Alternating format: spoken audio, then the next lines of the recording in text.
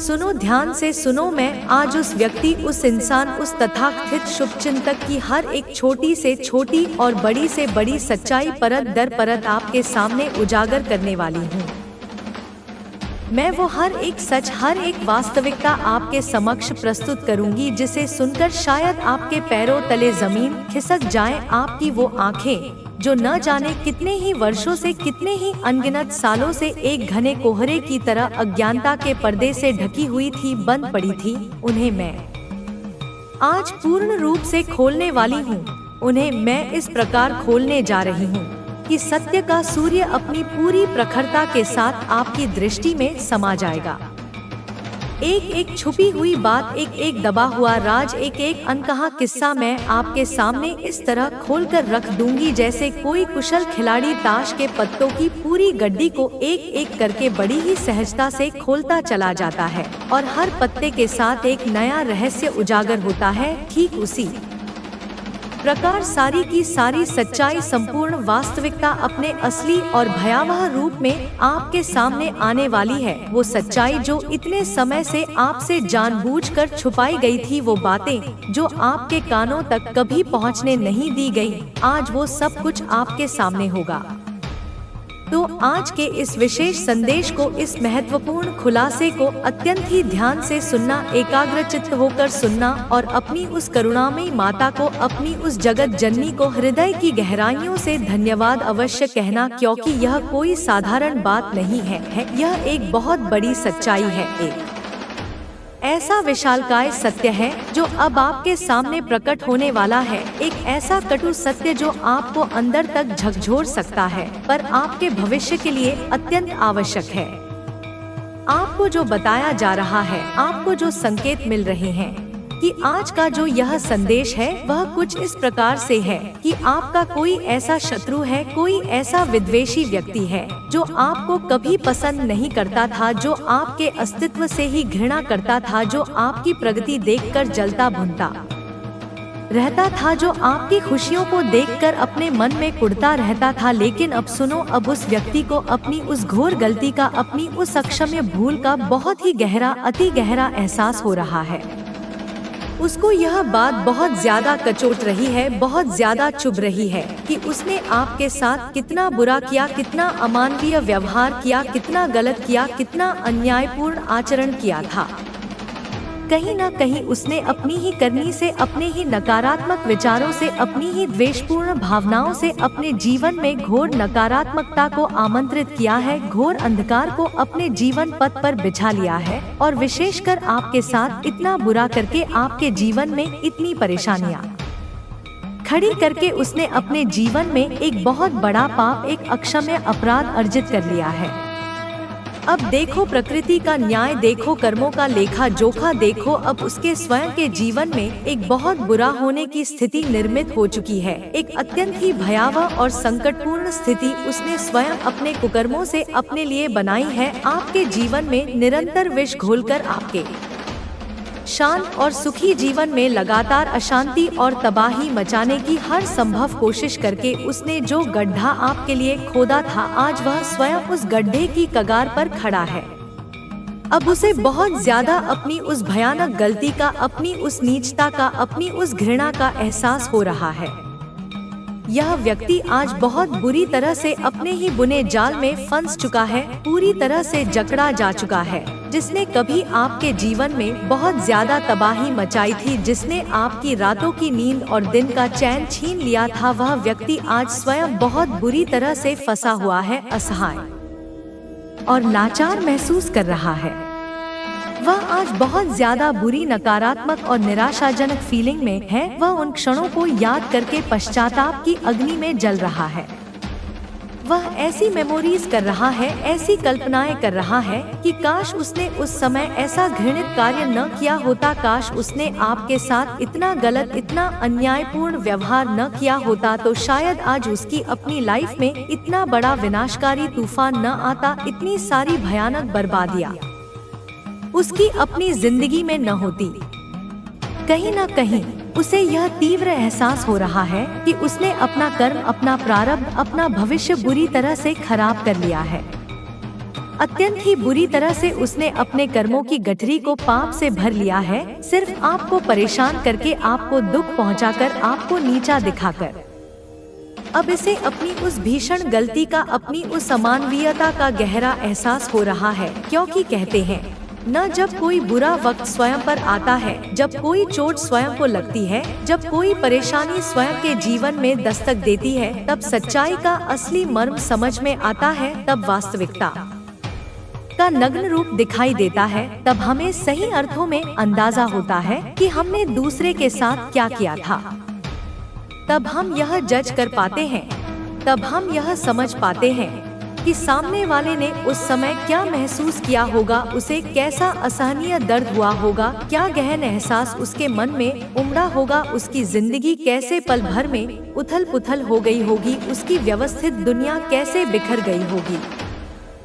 उसने अपने जीव, क्या वह वाकई असहाय है या उसके पीछे कोई अनजानी शक्ति है जो उसे आपके करीब आने पर मजबूर करती है जब आप आपके पास नहीं है। लेकिन अब यह आपकी जिम्मेदारी है कि आप चौकस रहे। शायद यह महिला वह नहीं है जो वह दिखती है। उसका असली चेहरा जानना, उसके इरादों को समझना और उसके असली उद्देश्य को पहचानना, अब यह सब आपके ऊपर है। जैसे जैसे दिन बीतते हैं, आप उस बूढ़ी महिला की हरकतों को और गहराई से महसूस करने लगते हैं। उसकी उपस्थिति में एक अजीब सी बेचैनी का एहसास होता है। उसकी हर नजर, हर मुंह कान जैसे कुछ कहने की कोशिश कर रही हो, लेकिन फिर भी एक डरावना सन्नाटा उसकी बातों के पीछे छुपा हुआ हो। एक शाम जब सूर्य अस्त हो रहा होता है और हल्का हल्का अंधेरा घर पर छाने लगता है, तभी अचानक वह बूढ़ी महिला आपके दरवाजे पर आ खड़ी होती है। उसके चेहरे पर वही पुरानी मासूमियत है, पर उसकी आंखों में कुछ और भी है। एक ऐसा गहराई से भरा डर जो पहले कभी महसूस नहीं हुआ। उसकी घूरती हुई निगाहें मानो आपके अंदर झांक रही हो, आपके मन के हर कोने को टटोल रही हो। उस पल में आपको एहसास होता है कि वह महिला केवल एक साधारण पड़ोसी नहीं, बल्कि किसी गहरे रहस्य का हिस्सा है। आपके मन में सवाल उठते हैं, क्या उसने आपके विश्वास का फायदा उठाकर कुछ ऐसा कर दिया है जो आपके घर की शांति में खलल डाल रहा है? क्या उसने आपके परिवार के बारे में जानकारियां इकट्ठा करके किसी अज्ञात शक्ति को सौंप दी है? और सबसे महत्वपूर्ण सवाल, क्या आप उसकी इस चालाकी से बच पाएंगे या वह आपकी जिंदगी में और गहरी जगह बना लेगी? आपका दिल जोर जोर से धड़कने लगता है। उसी क्षण आपको याद आता है कि ब्रह्मांड ने आपको पहले ही चेतावनी दे दी थी। यह संदेश कोई संयोग नहीं थी, बल्कि ब्रह्मांड की शक्ति का एक संकेत थी जो आपको उस महिला से दूर रखने की कोशिश कर रही थी। अब सवाल यह है कि आप क्या करेंगे? क्या आप उस बूढ़ी महिला के इरादों को पहचान पाएंगे या फिर उसका रहस्य आपके जीवन का हिस्सा बनकर रह जाएगा?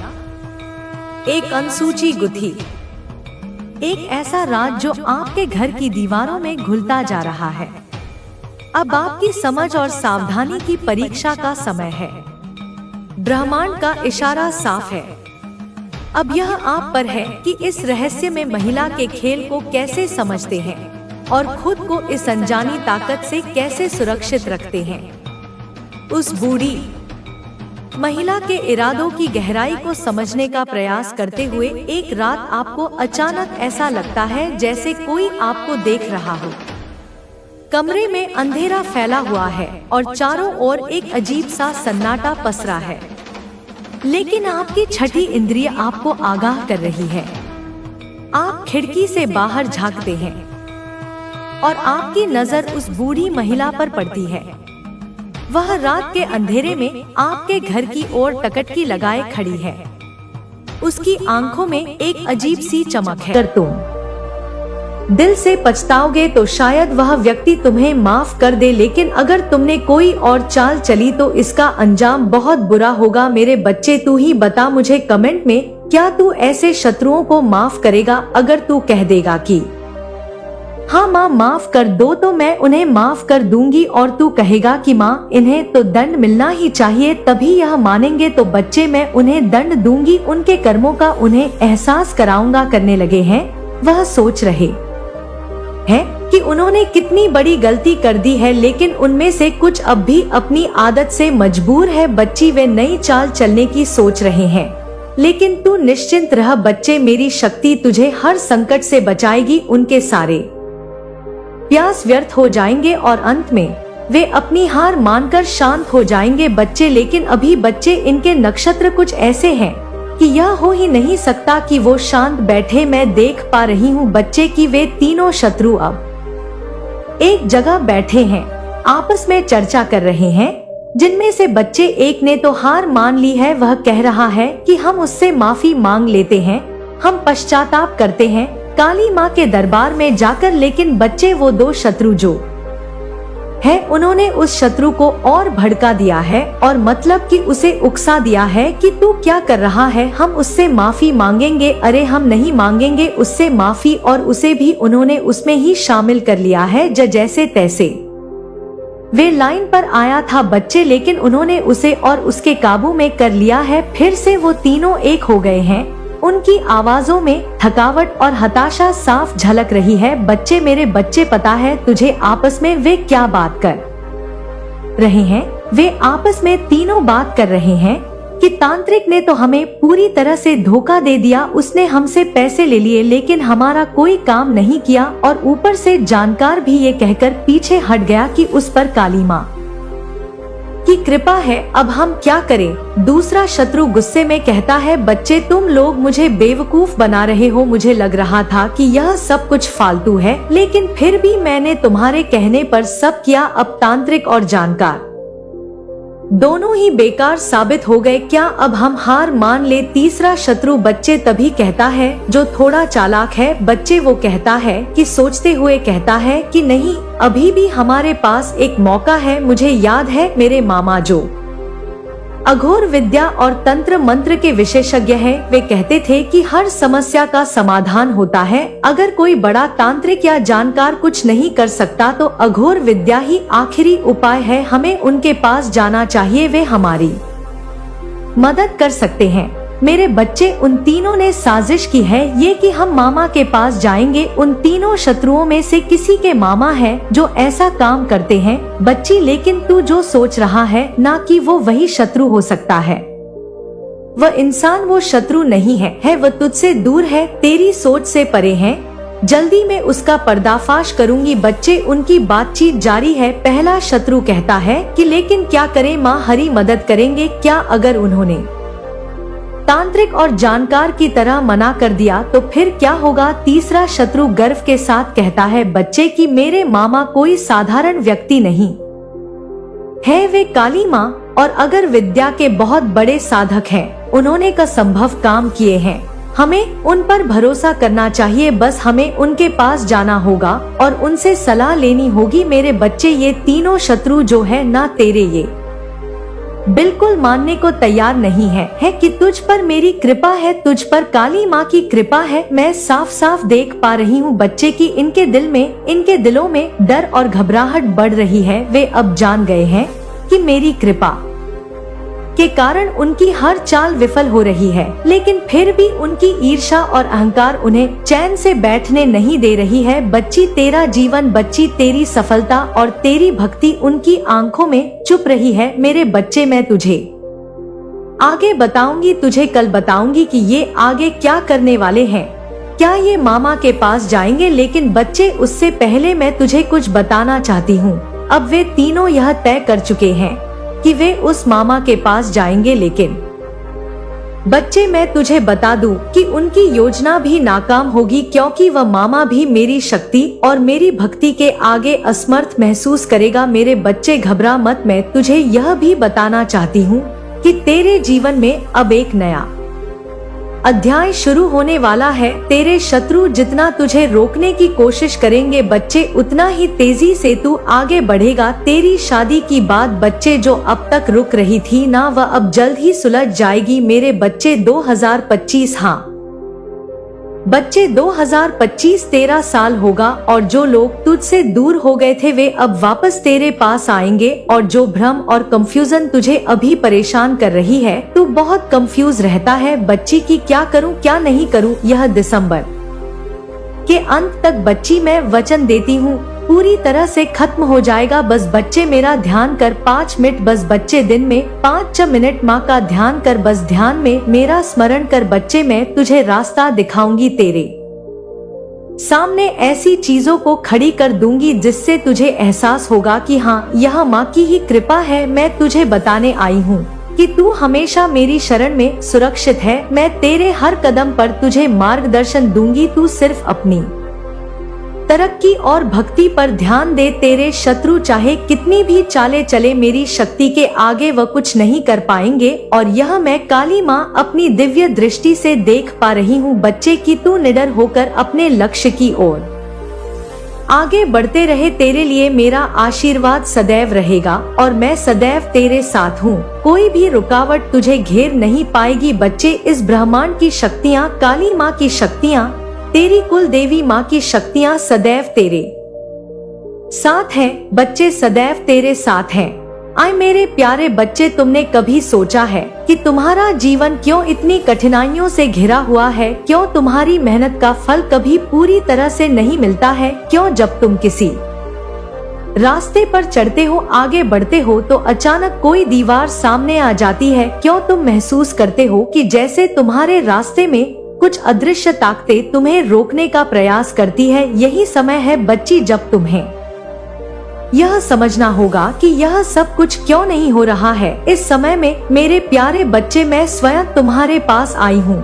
मेरी बात सुनो, यह जो तुम्हारे जीवन में हो रहा है ना, यह कुछ खास है और इसका गहरा संबंध तुम्हारे परिवार और उनके कर्मों से है बच्चे। तुमने देखा होगा कि तुम्हारे परिवार धीरे धीरे मुझसे दूर होता जा रहा है। एक समय था जब हर घर में मुझसे प्रार्थना की जाती थी, मेरा जलाया जाता था और हर एक व्यक्ति मेरे नाम पर आस्था रखता था। लेकिन अब क्या हुआ है बच्ची? अब कोई भी मुझे नहीं पुकारता, मेरे नाम का दीप बुझ चुका है। तुम्हारे परिवार के लोग अब मुझसे विमुख हो चुके हैं।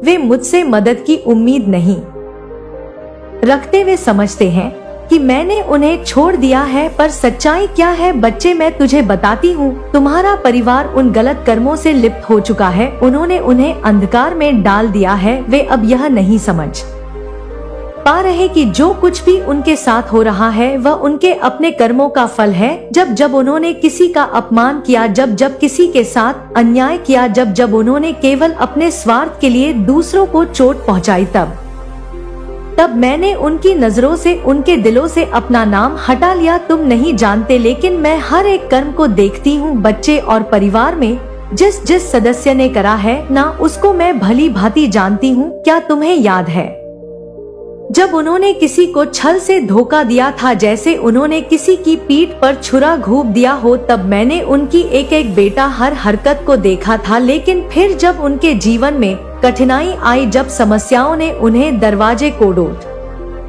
घेर लिया, तब उन्होंने मुझसे मदद की उम्मीद जताई। वे मुझसे शिकायत करने लगे, मुझसे मदद की मांग करने लग। और इस समय मेरे बच्चे यही वो पल था जब वे अपनी ही गलतियों का खामियाजा भुगतने लगे। लेकिन क्या भी समझ पाए कि उनके दुख का कारण उनके ही कर्म थे। मेरे बच्चे, यह अज्ञानता है, यह वह अंधकार है जो उनके दिलों में समा चुका है। लेकिन तुम तो अभी भी मुझसे जुड़े हुए हो। तुम्हारा विश्वास मुझ पर अडिग है। तुम मेरे नाम का जप करते हो, तुम्हारा मन मुझसे जुड़ा हुआ है बच्ची। यही कारण है कि मैं तुम्हारे पास वह उनके नापाक हाथों में लग जाए। वे तुम्हारी जड़ों को काटना चाहते हैं ताकि तुम्हारा वृक्ष सूख जाए, परंतु मेरे आशीर्वाद तुम्हारे साथ हैं। मेरी शक्ति तुम्हारे चारों ओर एक सुरक्षा कवच बनकर उपस्थित है। वे अपनी योजनाओं में कदापि सफल नहीं हो पाएंगे यदि तुम समय रहते जाग गए, यदि तुमने उनकी कुटिल चालों को समझ लिया। मैं तुम्हें चेतावनी दे चुकी हूँ, बार बार संकेत दे चुकी हूँ। अब निर्णय तुम्हारे हाथ में है। तुम्हें अपनी बुद्धि, अपने विवेक और अपनी अंतरात्मा की आवाज सुनकर सही मार्ग चुनना होगा। और अंत में इस चेतावनी के साथ एक अंतिम कटु सत्य भी जान लो। वह जो तुम्हें मारना चाहता है, जो तुम्हारे विनाश की कामना करता है, वह कोई बाहर वाला नहीं है, कोई अपरिचित शत्रु नहीं है, वह कोई अनजाना चेहरा नहीं है जिससे तुम पहली बार मिलोगे। वह तुम्हारा अपना है, तुम्हारे बहुत बहुत पास है, इतना पास कि उसका चेहरा तुम्हारी आंखों के सामने हर दिन आता होगा। उसकी आवाज तुम्हारे कानों में हर दिन पड़ती होगी। जितना पास उसका भौतिक शरीर तुमसे है, उससे कहीं अधिक पास, उससे कहीं अधिक घातक उसका विष है, जो वह धीरे धीरे तुम्हारी आत्मा में घोल रहा है। अब तुम्हें निर्णय लेना होगा मेरे बच्चे। उस पूर्वज की आत्मा की पीड़ा को समझो, उसके मौन आर्तनाद को सुनो, और जो संकेत तुम्हें मिल रहे हैं, जो मैंने तुम्हें दिए हैं, उन्हें पहचानो, उन्हें अनदेखा मत करो, क्योंकि समय तेजी से तुम्हारे हाथ से फिसलता जा रहा है। तुम्हारे प्रत्येक क्षण का मूल्य है और प्रत्येक निर्णय का परिणाम। मेरे प्रिय बच्चे, ध्यान दो, अपनी चेतना को जागृत करो। यह जो समय चल रहा है, यह जो कालखंड तुम्हारे जीवन में आया है, वह कोई साधारण या सामान्य समय नहीं है। यह परिवर्तन का समय है, यह परीक्षा का समय है। यह वह कालखंड है जिसमें सत्य और असत्य की, धर्म और अधर्म की, प्रकाश और अंधकार की रेखाएं अत्यंत धुंधली हो रही हैं। इतनी धुंधली कि साधारण मनुष्य के लिए उनमें भेद कर पाना कठिन हो गया है। और इसी धुंध का, इसी भ्रम का लाभ उठाकर तुम्हें छिपकर धोखे से मारा जा रहा है। तुम्हारे ऊपर जो आक्रमण हो रहा है, वह सीधा और प्रत्यक्ष नहीं, बल्कि अप्रत्यक्ष और कपटपूर्ण है। मेरी इस चेतावनी को, मेरे इन शब्दों को अपने हृदय की गहराइयों में, अपनी अंतरात्मा में धारण करो, क्योंकि जो मैं अब कहने जा रही हूँ, वह तुम्हारे जीवन की दिशा को, तुम्हारी सोच को, तुम्हारे निर्णयों को पलट सकता है। यह तुम्हें उस शक्ति से परिचित कराएगा जो तुम्हारे भीतर ही सोई हुई है। वह आत्मा, तुम्हारा वह पूर्वज जो तुमसे संपर्क साधने का प्रयास कर रहा है, अब केवल एक दिवंगत पूर्वज नहीं रहा। उसकी स्थिति बदल चुकी है। वह अब एक योद्धा है, एक आध्यात्मिक योद्धा जो मृत्यु के पश्चात भी परलोक से तुम्हारे लिए, अपने वंश के लिए अंतिम युद्ध लड़ रहा है। उसका संघर्ष केवल अपनी मुक्ति के लिए नहीं, बल्कि तुम्हारी सुरक्षा और तुम्हारे कल्याण के लिए भी है। उसकी चेतना, उसकी ऊर्जा हर रात जब तुम गहरी निद्रा में होते हो, तुम्हारे सिरहाने पर मंडराती है। वह अदृश्य रूप से तुम्हारे निकट रहता है, तुम्हें सुरक्षा प्रदान करने का प्रयास करता है। वह तुम्हारे कानों में फुसफुसाता है, अपनी बात तुम तक पहुंचाने की चेष्टा करता है। उसकी आवाज तुम्हारे सपनों में गूंजती है, तुम्हें संकेत देती है। क्या तुम्हें याद है, कभी उसने तुम्हें किसी पुराने बंद संदूक की जंग लगी चाबी दिखाई हो, या किसी जीर्णशील, पीले पड़ चुके दस्तावेज का कोई कोना जिस पर कुछ रहस्यमयी लिखावट हो? क्या तुमने कभी वह स्वप्न देखा था जिसमें कोई पुराना धूल भरा कमरा अचानक खुलता है और उसके खुलते ही कमरे की हवा अकस्मात ठंडी हो जाती है, जैसे किसी और लोक का द्वार खुल गया हो? मेरे बच्चे, वह कोई साधारण स्वप्न नहीं था जिसे तुम सुबह उठकर भूल जाओ। वह उस आत्मा की सच्चाई थी, उस पूर्वज की वास्तविकता थी, जो अपने बंधनों को क्षण भर के लिए शिथिल करके तुमसे संपर्क करने की, तुम्हें मार्ग दिखाने की कोशिश कर रही थी। वे स्वप्न नहीं, बल्कि संदेश थे, पहेलियां थी जिन्हें तुम्हें समझना था। परंतु तुम तक उसका संदेश स्पष्ट रूप से क्यों नहीं पहुंचता? क्यों उसकी आवाज धुंधली और अस्पष्ट रह जाती है? इसका कारण वही तांत्रिक है, क्योंकि वह दुष्ट तांत्रिक हर बार जब भी वह आत्मा तुमसे संपर्क साधने के निकट पहुंचती है, उसकी राह में नए कांटे बिछा देता है।